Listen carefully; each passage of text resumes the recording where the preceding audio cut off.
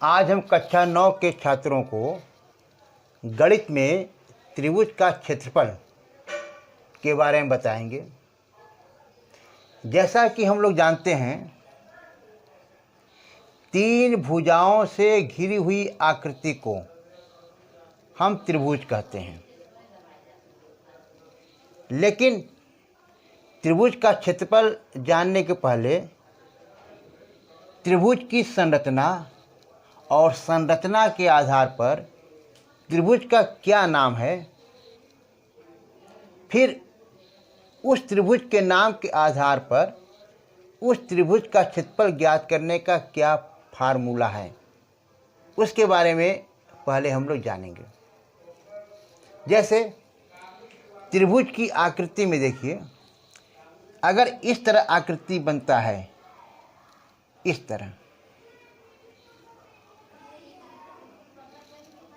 A B C, अगर एक कोण 90 अंश का है, 90 अंश का है, समकोण है।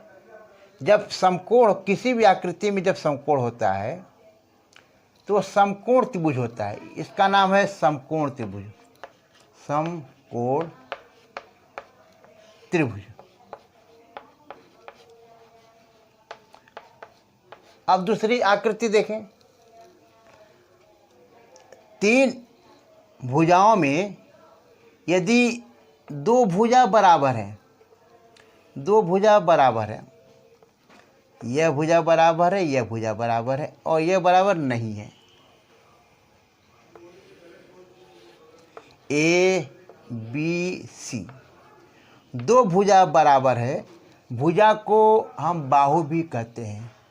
जब दो भुजा बराबर है तो इस त्रिभुज का नाम हो जाएगा समद्विबाहु,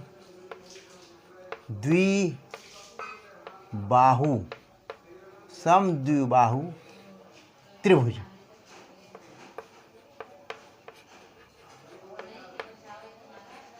अब तीसरी आकृति देखते हैं।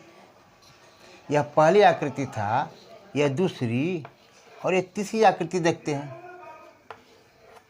तीसरी आकृति में जो तीनों भुजा है, जितना बड़ा यह है, उतने बड़ा यह है और उतने बड़ा यह है, मतलब तीनों भुजा बराबर है।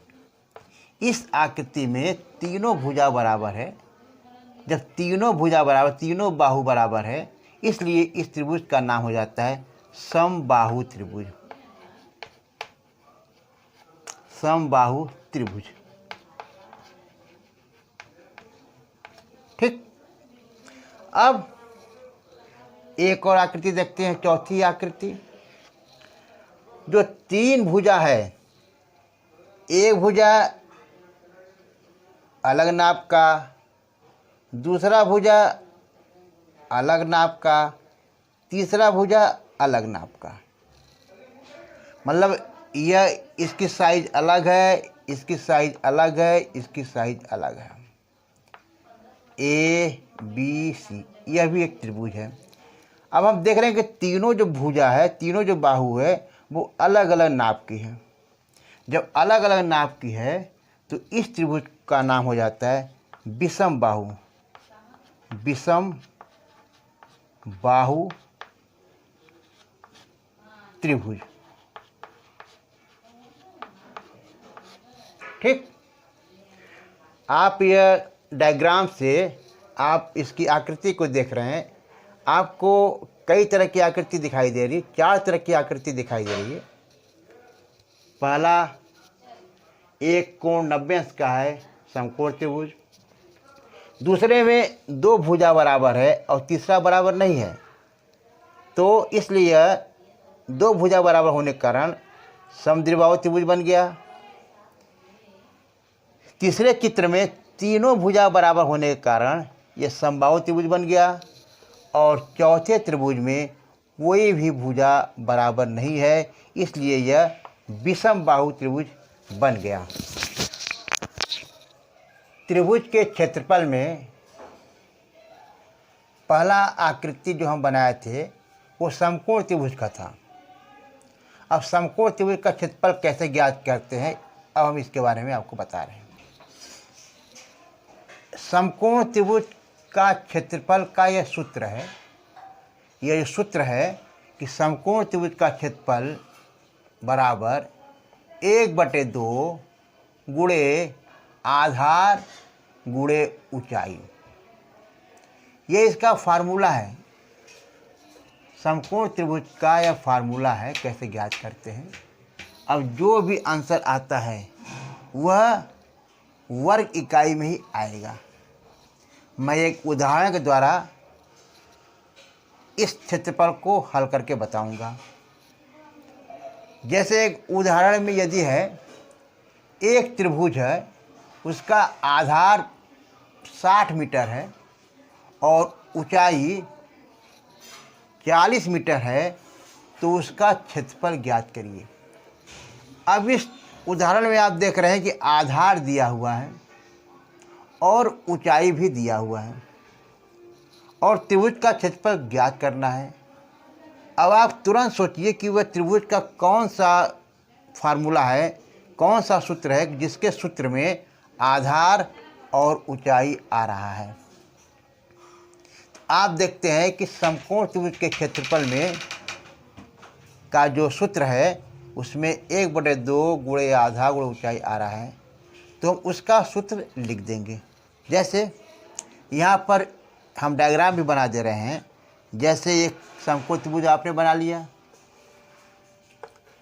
ABC कर दिया, और आधार जो नीचे की ओर होता है, बेस, वही इसका किसी भी आकृति का आधार होता है। तो नीचे की ओर ए भी है, ये इसका आधार हो गया। ये आधार हो गया 60 मीटर। और ऊंचाई शीर्ष की ऊपर की ओर लंब जो होता है, वही होता है ऊंचाई। इस लंब को हम ऊंचाई भी कहते हैं, इसलिए ऊंचाई हो गया 40 मीटर। ये मीटर में है, इसकी इकाई मीटर में है। अच्छा, अब इसका हमको क्षेत्रफल निकालना है। तुरंत समकोण त्रिभुज का जो फार्मूला होता है, जो सूत्र होता है, उसको हम लिख देंगे। इसका फार्मूला का सूत्र होता है समकोण त्रिभुज का क्षेत्रफल इक्वल टू 1/2 गुणे आधार गुणे ऊंचाई। यह फार्मूला हमने लिख दिया। इस फार्मूला को आपको याद भी करना है। अब 1/2 तो आप लिख ही देंगे। आधार, इस उदाहरण में आधार 60 दिया है, तो जहाँ आधार लिखा है वहाँ 60 मीटर लिख देंगे, और ऊंचाई 40 मीटर लिख देंगे। अब इसके बाद हम क्या काम करेंगे कि यहाँ पर 1/2 है। अब हम देखते हैं कि 2 से कोई कटता है संख्या, 2 से यह कट गया, पहले कट गया, ये आ गया 30 बार। अब आपका बचा 30 मीटर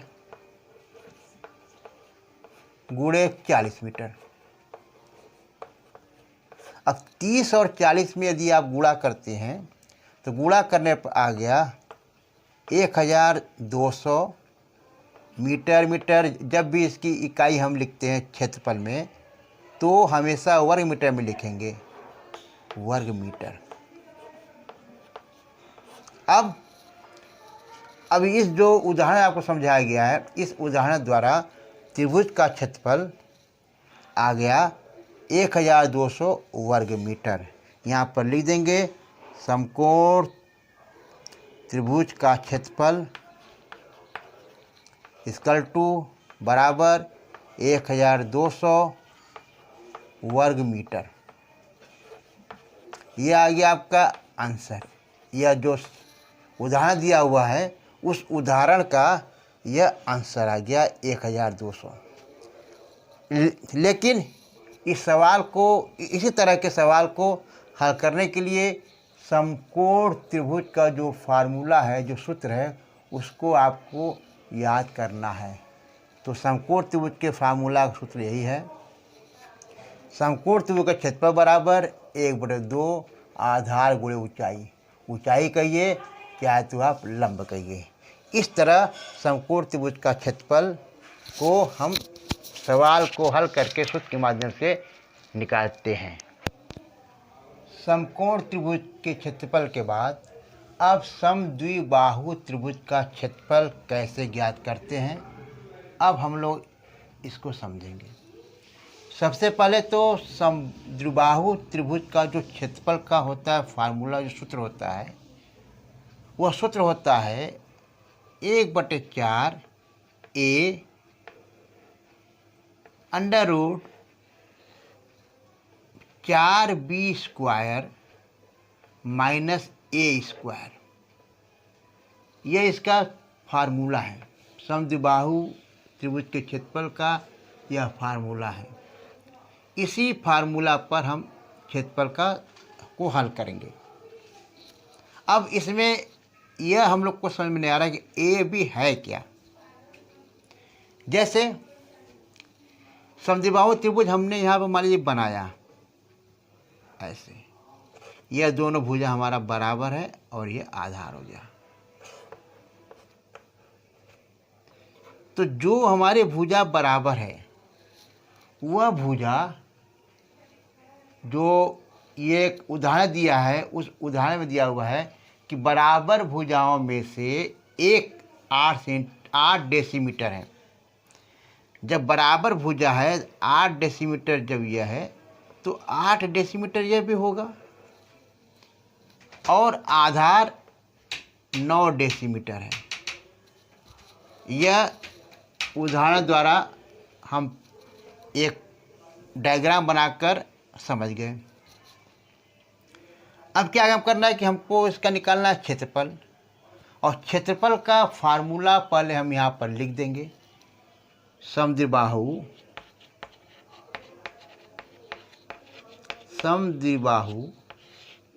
त्रिभुज का क्षेत्रफल बराबर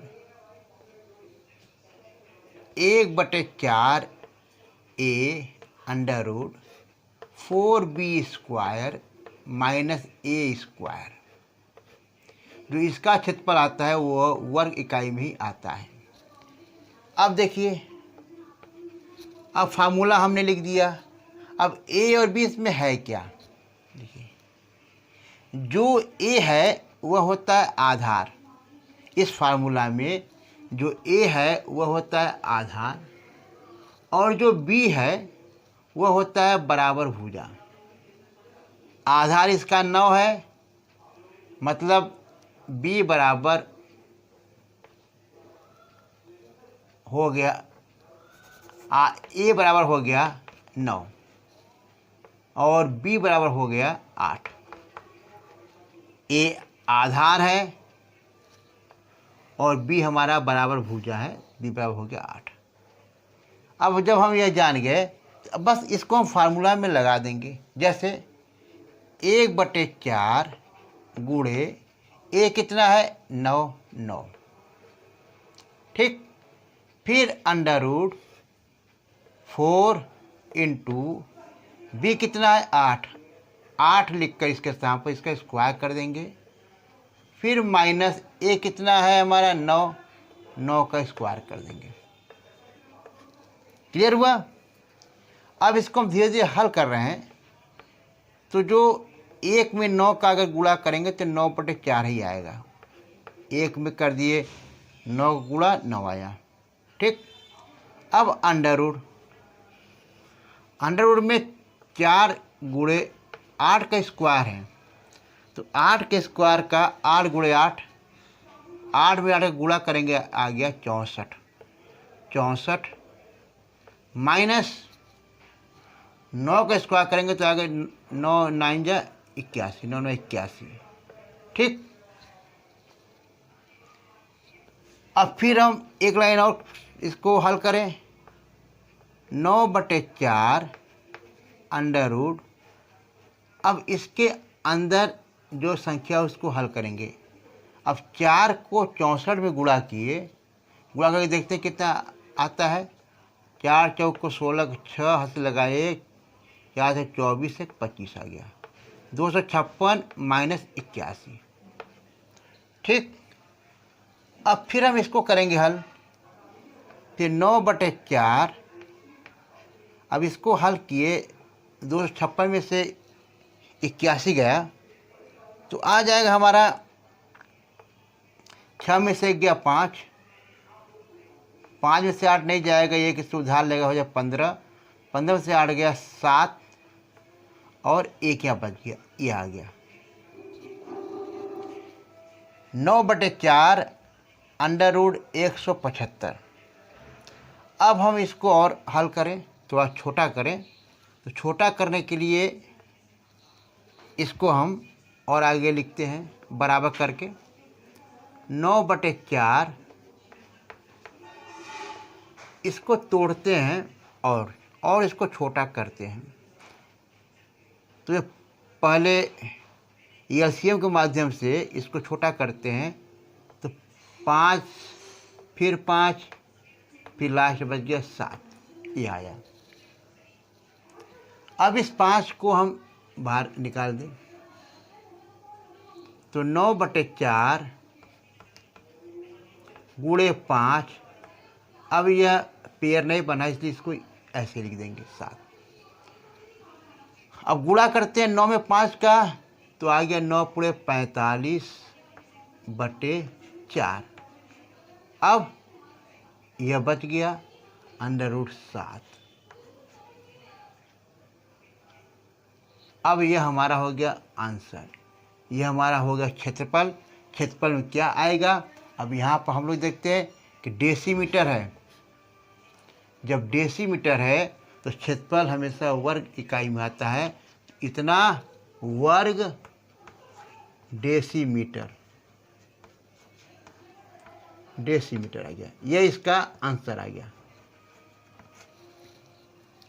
तो समद्विबाहु त्रिभुज का क्षेत्रफल ज्ञात करने के लिए पहले समद्विबाहु त्रिभुज का क्या फार्मूला है उसको याद करते हैं। अब फार्मूला में यह ज़रूर देख लेते हैं कि जो फार्मूला में ए और बी लिखा हुआ है उसमें ए बी है क्या।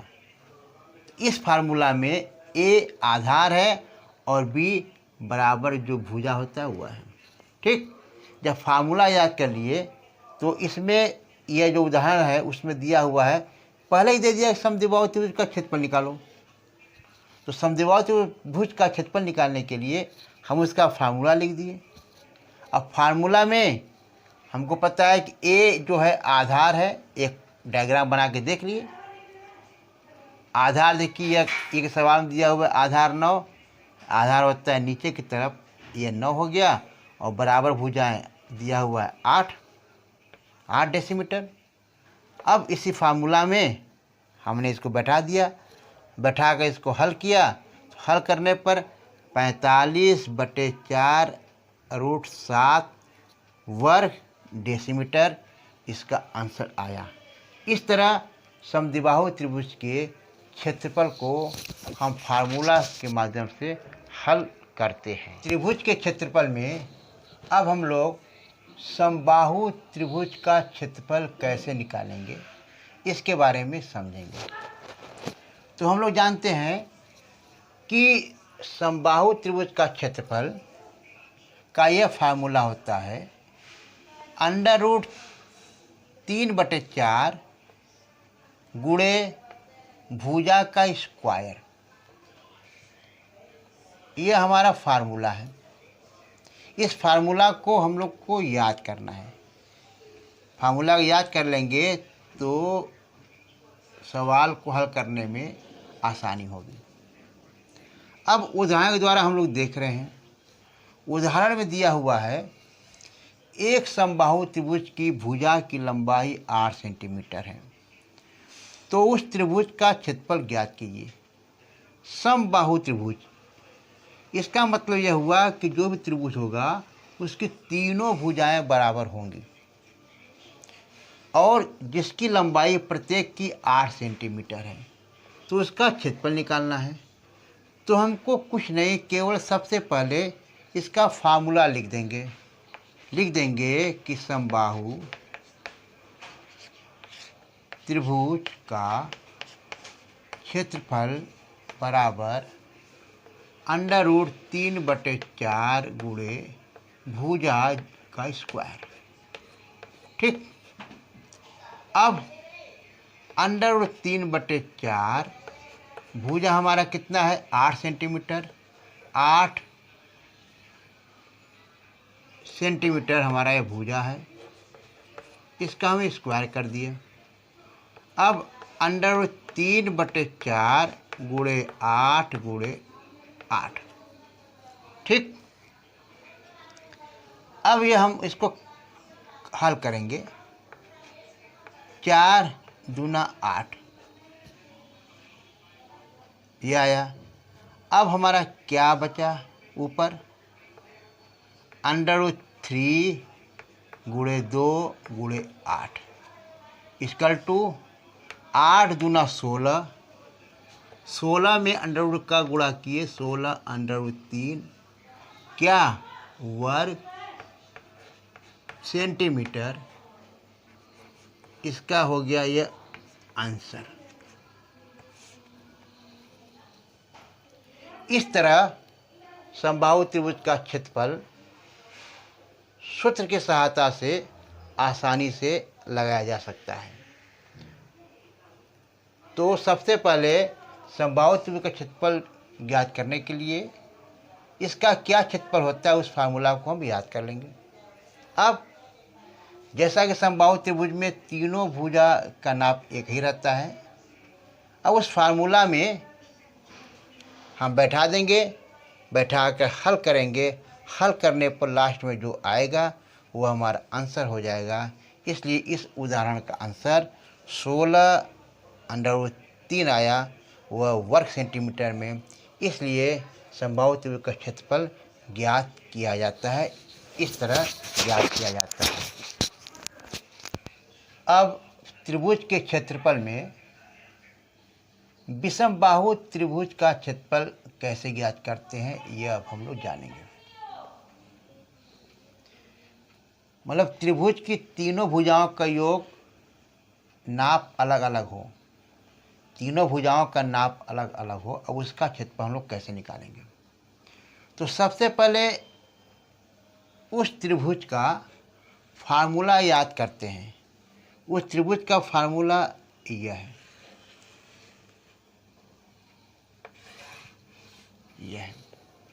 तो उसका क्षेत्रफल ज्ञात करने के पहले जो ए बी सी है, यहाँ पर ए बी सी है, ए पहली भुजा, बी दूसरी भुजा और सी तीसरी भुजा है। तो इसका क्षेत्रफल निकालने के लिए पहले त्रिभुजों का हमें चित्र के माध्यम से यहाँ पर बता, जैसे जैसे सवाल में दिया हुआ है कि 3 भुजाएं हैं, 15 सेंटीमीटर, 25 सेंटीमीटर और 30 सेंटीमीटर है। मान लीजिए ये 15 सेंटीमीटर है और ये आपका 25 है और ये आपका 30 है, यह 30 है। 3 भुजाएं यहाँ पर हो गई। ठीक, तो इनका क्षेत्रफल निकालने के लिए सबसे पहले फार्मूला है कि इस त्रिभुज का अर्ध परिमाप निकालते हैं। अर्ध परिमाप, जिसको हम संकेत यस से लिखते हैं।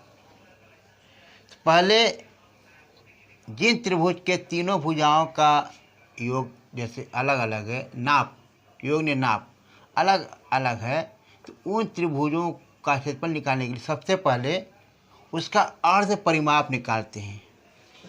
अर्ध परिमाप का मतलब है कि जितनी इसकी भुजा है उसको योग करके हम 2 से भाग दे देंगे, 2 से भाग दे देंगे।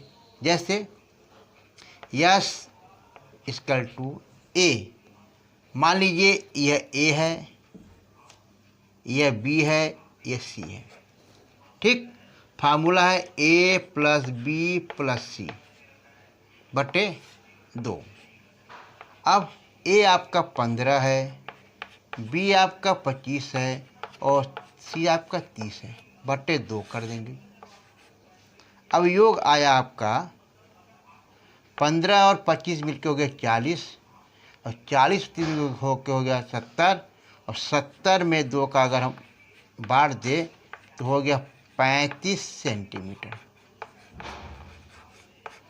क्योंकि सेंटीमीटर में है। इन त्रिभुजों का परिमाप आया 70 और 70 का हमने आधा कर दिया, इसका अर्ध परिमाप आ गया 35। तो उसको हमारा संकेत होता है यस, क्योंकि फार्मूला जो आप याद करेंगे वह अंडर रूट ब्रैकेट में यस, फिर ब्रैकेट में यस माइनस ए पहली भुजा, यस माइनस बी दूसरी भुजा और यस माइनस सी तीसरी भुजा। यह फार्मूला है। अब इसी फार्मूला पर हम लोग इस सवाल को हल करेंगे। हल करने के पहले इसका अर्ध परिमाप निकालेंगे। अर्ध परिमाप को जो इसकी भुजाएं हैं उसको हमने जोड़कर 2 से भाग दे दिया तो अर्ध परिमाप आ गया। अर्ध परिमाप आया हमारा 35 सेंटीमीटर। परिमाप निकालने के बाद अब हम उसको इसी फार्मूला में बैठाएंगे। देखिए हमारा अर्ध परिमाप आया था, जो यह संकेत था 35, फिर 35 माइनस पहली भुजा 15 था, फिर 35 माइनस 25 दूसरी भुजा था और 35 माइनस 30 तीसरी भुजा था। ए हमारा 15 सेंटीमीटर था, बी 25 सेंटीमीटर था और सी हमारा 30 सेंटीमीटर था। उसको इसी फार्मूला में बैठा दिए। अब हम इसको हल किया जाए। 35 गुणे 35 में से 15 गया 20 आया, फिर गुणे 35 में से 25 गया 10 आया, फिर गुणे 35 में से 30 गया 5 आया। ठीक, अब क्या काम करना है? अब हम इसको तोड़ते जाएंगे, देखते हैं कि टूट पाता है। जैसे 35 को यदि हम लोग तोड़ा जाए तो 5 गुणे 7 टूट गया। अब 20 को यदि हम लोग तोड़ें तो 2 गुणे 2 गुणे 5 20 टूट गया। अब 10 को तोड़ें 2 गुणे 5 टूट गया। अब यह 5 तो टूटेगा नहीं। ठीक, अब देखिए क्या, अब हम देखेंगे कि जब तोड़ने पर कौन कौन सी संख्या हमारा पेयर में बन रहा है। तो देखिए यह तो 5 पेयर बन गया, यह 2 ये पेयर में बन गया और 1 5 यह और 1 5 यह भी पेयर में बन गया। तो 1 5 बना यह, फिर 1 2 बना, फिर 1 5 बना। अब क्या क्या नहीं बना? जो नहीं बना उसको हम अंडर रूट में लिखेंगे। ये 7 नहीं बना था और यह 2 नहीं बना था। ठीक, अब इसको हम आपस में गुणा करते हैं। गुणा करने पर कितना आएगा? 5 दूना 10, 10 पचे 50, अंडर रूट 7 दूना 14, 50 अंडर रूट 14। यह हमारा सवाल सेंटीमीटर में था। भुजाओं की माप सेंटीमीटर में था, इसलिए जो भी सवाल हल करने पर आएगा आंसर वह वर्ग सेंटीमीटर में ही होगा। इसलिए इस सवाल का आंसर 50 अंडर रूट 14 वर्ग सेंटीमीटर आएगा। यही हमारा हो जाएगा आंसर। ठीक, तो आज हम लोग त्रिभुज का क्षेत्रफल को हम कैसे हल करते हैं, विशेष रूप से फार्मूला के द्वारा। त्रिभुज का क्षेत्रफल अगर आपको जल्दी हल करना हो तो पहले त्रिभुजों का फार्मूला याद करिए, सूत्र याद किए, फिर जैसा आपका त्रिभुज रहेगा उसी फार्मूला को आप लिखकर सवाल को हल करेंगे। और गणित में सवाल को हल करना वो आपके अभ्यास पर है। आप बराबर इसी टाइप का सवाल को हल करिए, और जब सवाल को हल आप बराबर करेंगे तो निश्चित है कि त्रिभुज का क्षेत्रफल का जितना भी सवाल आएगा आप आसानी से कर लेंगे।